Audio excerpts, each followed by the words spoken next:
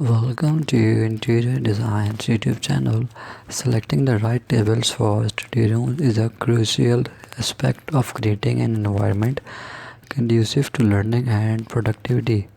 Study tables come in a variety of shapes, sizes, and designs, allow you to choose one that fits your space and preferences. It's essential to consider factors such as the size of the room, the available natural light, and the storage needs when selecting a study table. Additionally, ergonomics play a significant role in ensuring comfort during long study sessions, so choosing a table and chair that provide proper support is vital.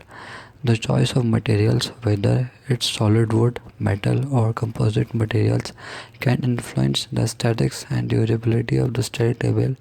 By carefully selecting the right table, you can create a study space that promotes focus, organization, and a conducive atmosphere for learning and work.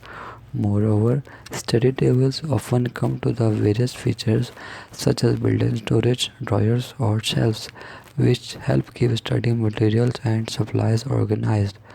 This is especially beneficial in maintaining a clutter-free and efficient study area. Considering the specific needs of the individual, using the study space is also essential.